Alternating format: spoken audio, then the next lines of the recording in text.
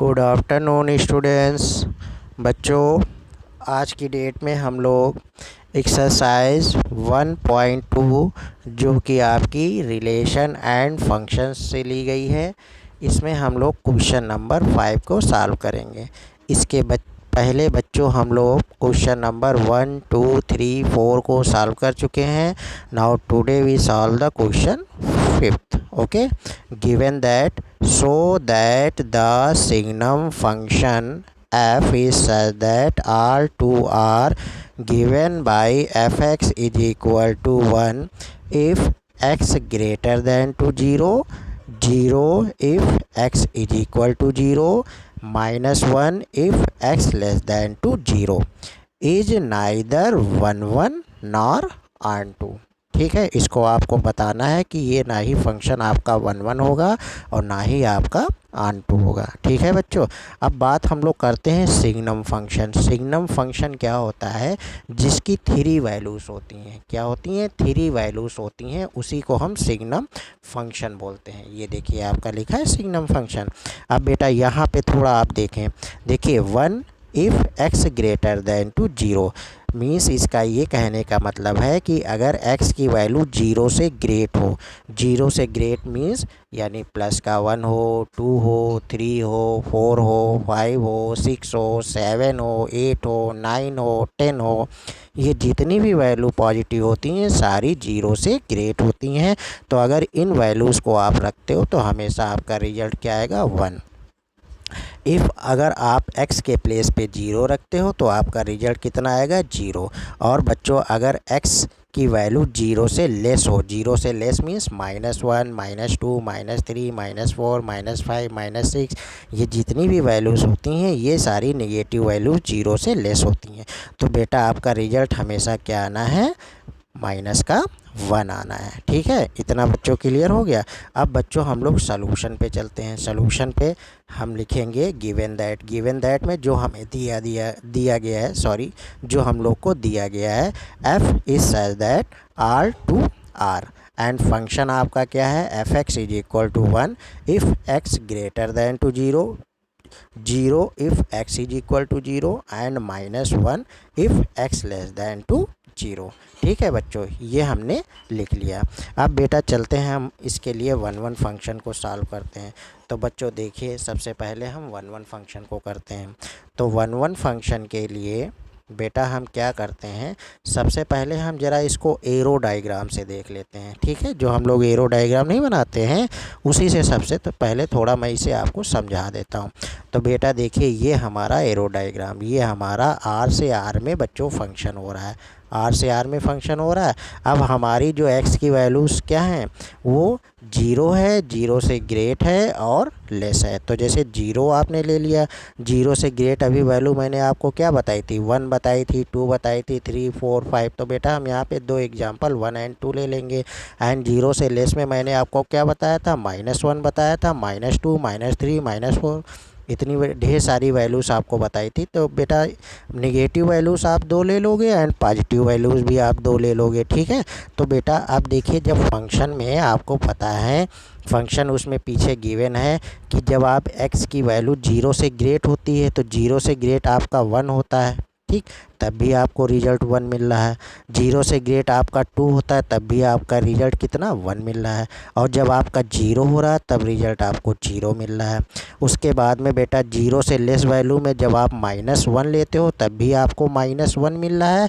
और जब -2 लोगे लेस वैल्यू तब भी आपको बच्चों कितना मिलेगा? -1 मिलेगा। ठीक है बच्चों, इतना क्लियर हो गया।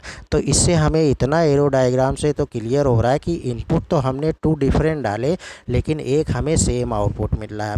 इनपुट तो हमने 2 डिफरेंट डाले लेकिन हमें सेम आउटपुट मिल रहा है, जिससे बच्चों हमें पता चल रहा है कि हमारा फंक्शन 1 1 नहीं है। ठीक है, अब ये हमने डायग्राम से तो देख लिया। अब बच्चों इसको हम लोग सॉल्व करते हैं। तो सॉल्व करने के लिए आप इसमें से कोई भी 2 एग्जांपल ले लें। जैसे हमने लिया लेट 1, 2 बिलोंग्स टू आर।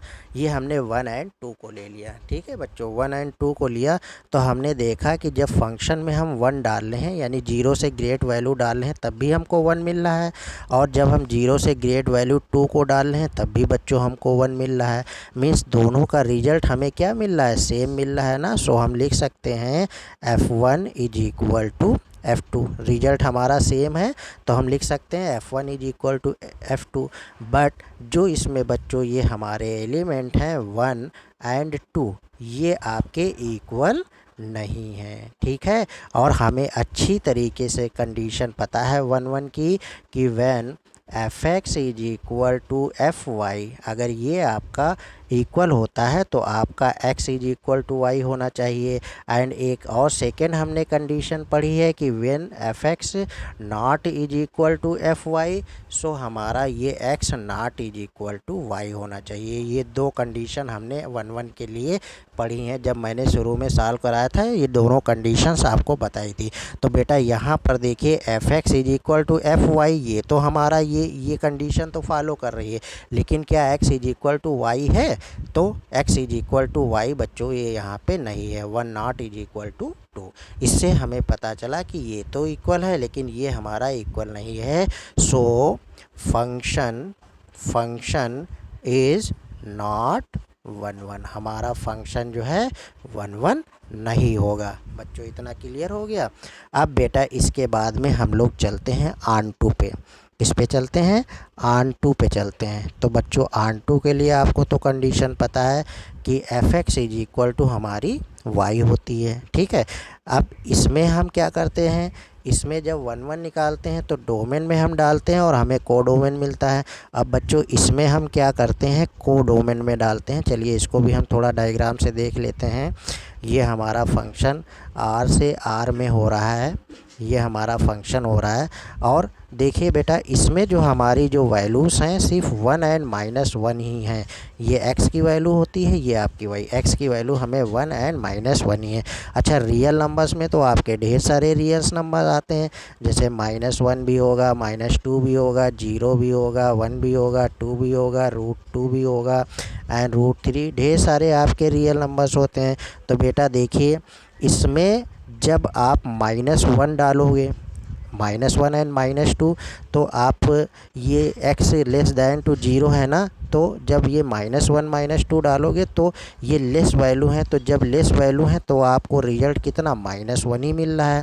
ठीक है, और जब ग्रेट वैल्यू 1 एंड 2 डाल रहे हो तो बेटा इसमें आपको रिजल्ट कितना मिल रहा है, आपको 1 मिल रहा है। ठीक है, मीन्स कहने का ये है कि डिफरेंट आपके इनपुट हैं और हमें जो है हमें सेम प्री इमेज मिल रही, मीन्स डिफरेंट इमेज की हमें सेम प्री इमेज मिल रही। और जब बच्चों ऐसी कंडीशन होती है तो वो हमारा फंक्शन ऑन टू नहीं होता है। ठीक है, तो बेटा इसको भी हम थोड़ा एग्जांपल से लेकर करते हैं। तो जैसे हमने यहाँ पे देखा कि जैसे हमने ये मान के चलिए हमने 2 को ले लिया। ठीक है, तो देखा कि नाउ 2 बिलोंग्स टू r, हमारा 2r को तो बिलोंग्स कर रहा है, बट इसमें हम देखते हैं डोमेन में फॉर एवरी जो हमारे x कहें तो 1 0 एंड -1, तो ये आपको बिलोंग्स कर रहे हैं r मीन्स डोमेन को बिलोंग कर रहे हैं, x के जितने एलिमेंट हैं r को बिलोंग कर रहे हैं। सो बेटा हम ये भी लिख सकते हैं कि y इज इक्वल टू जो हमारा fx है वो नॉट इज इक्वल टू किसके, 2 के होगा, नॉट इज इक्वल टू 2 के होगा। ठीक है बच्चों, तो इससे हम क्या लिख सकते हैं, आगे जो हम हमेशा लिखते चले आ रहे हैं, इसका मीन्स क्या होगा, इसका मीन्स हमारा होगा 2 has no any pre image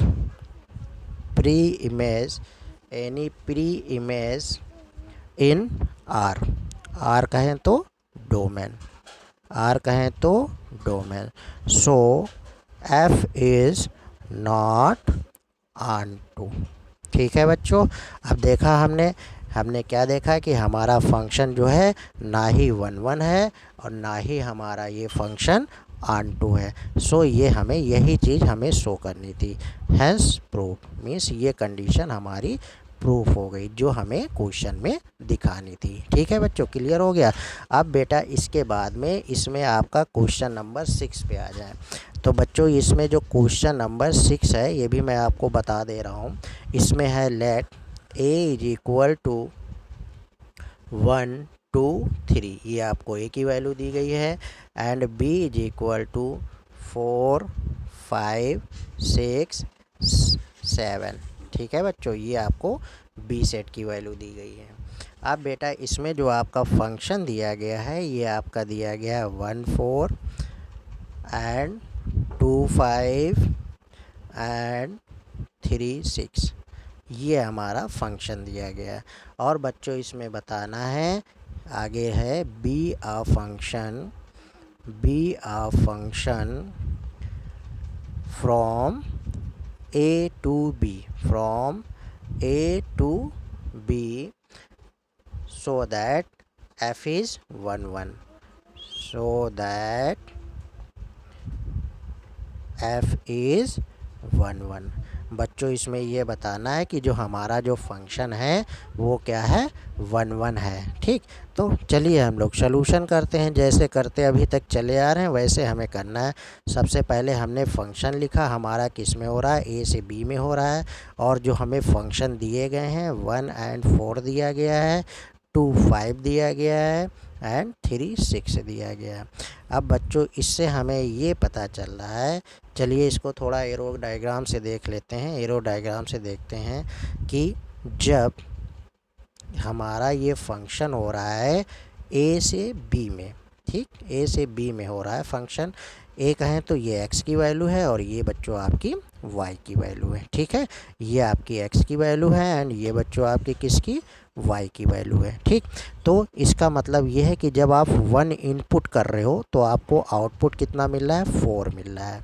ठीक, जब आप 2 इनपुट कर रहे हो तो आपको आउटपुट कितना मिल रहा है, 5 मिल रहा है। नेक्स्ट जो आपका पेयर है, जब आप 3 को इनपुट कर रहे हो तो आपको आउटपुट बच्चों कितना मिल रहा है, 6 मिल रहा है। तो आप देखें डायग्राम से बहुत अच्छी तरीके से आपको पता चल गया हो कि जब हम डिफरेंट इनपुट करते हैं तो हमें डिफरेंट आउटपुट मिलना चाहिए। मीन्स 1 से आउटपुट 4, 2 इनपुट से आउटपुट 5 एंड 3 इनपुट से आउटपुट 6। इससे हमें ये क्लियर हो गया कि हमारा फंक्शन क्या है, 1 1 है। अब चलिए इसको बच्चों हम लोग थोड़ा एग्जाम्पल लेकर कर लेते हैं। तो बच्चों देखिए, जब हम फंक्शन में 1 को ले रहे हैं, मीन्स जब हम x के प्लेस पे 1 को रख रहे हैं तो हमें क्या मिल रहा है, 4 मिल रहा है। और बच्चों जब हम x के प्लेस पे 2 को रख रहे हैं, 2 को रखने से हमें क्या मिल रहा है, 5 मिल रहा है। ठीक है, ये हमारा ये, ठीक है, 1 को रखने से 4 एंड 2 को रखने से 5 मिला। एंड इसी तरह से जब हम 3 को रख रहे हैं बच्चों तो हमें कितना मिल रहा है, 6 मिल रहा है। अब बेटा आप चाहे इसको लेकर कंपेयर कर सकते हो, या इसको लेकर कंपेयर कर सकते हो, या इसको लेकर कंपेयर कर सकते हो। जो आपको अच्छा लगे आप उसको लेकर कोई 2 एग्जाम्पल लेकर आप कंपेयर कर सकते हो। तो बेटा चलिए हम लोग इसको और इसको ले लेते हैं। जैसे हमने किसको लिया, 2 एंड 3 वाले को लिया। ठीक है, तो हमने देखा कि हमारा जो f2 फंक्शन है वो नॉट इज इक्वल टू है f3 के। ठीक, f2 फंक्शन है not is equal to f3 के। अब इसके अंदर की वैल्यूज हम देख लेते हैं, क्या ये भी नॉट इक्वल टू हो रही हैं। तो हमने देखा 2 जो है हमारा है वो भी हमारा 3 के इक्वल नहीं है। तो बच्चों हमें पता है ये कंडीशन अभी हमने बताई थी, ये वाली कंडीशन, व्हेन हमारा fx not is equal to fy then x also is not is equal to y। तो यही कंडीशन हमारी अप्लाई हो रही कि f2 तो हमारा f3 के इक्वल नहीं है, लेकिन उसके अंदर जो हमारे एलिमेंट हैं 2 एंड 3 हैं वो भी हमारे इक्वल नहीं है, जिससे हमें क्लियर हो गया so function is 1 1। So function is 1 1 1 1। ठीक है बच्चों, यही हमें सॉल्व करना था, हमें ये शो करना था कि ये हमारा फंक्शन 1 1 है। तो बच्चों आज की डेट में हम लोगों ने क्वेश्चन 5 एंड 6 को सॉल्व किया और उम्मीद करता हूँ कि आपको बहुत अच्छी तरीके से समझ में आया होगा। अब बेटा इसके बाद में मेरी आपसे यही रिक्वेस्ट है कि आप बेटा क्वेश्चन नंबर 7 8 9 एंड 10 वो आप अच्छी तरीके से आप करिएगा, क्योंकि अगर आपको यहाँ तक क्वेश्चन समझ में आ गए हैं तो आगे के क्वेश्चन करने में आपको कोई भी दिक्कत नहीं होगी, आप इजीली सारे क्वेश्चन को सॉल्व कर लोगे। ठीक है बच्चों, पढ़ाई पे विशेष ध्यान दें, और आपने जो रजिस्टर या कॉपी जो भी अपना बनाया है बेटा, उसमें आप chapter wise question to question सारे क्वेश्चन को सॉल्व करते रहें। और आपकी फ्राइडे तक आपकी कॉपी भी आपको बच्चों आपको डिपॉजिट करनी है, जिसके अकॉर्डिंग आपको मार्किंग की जाएगी। ठीक है बच्चों, तो आज के लिए इतना ही। Thank you. बाकी नेक्स्ट वीडियो में।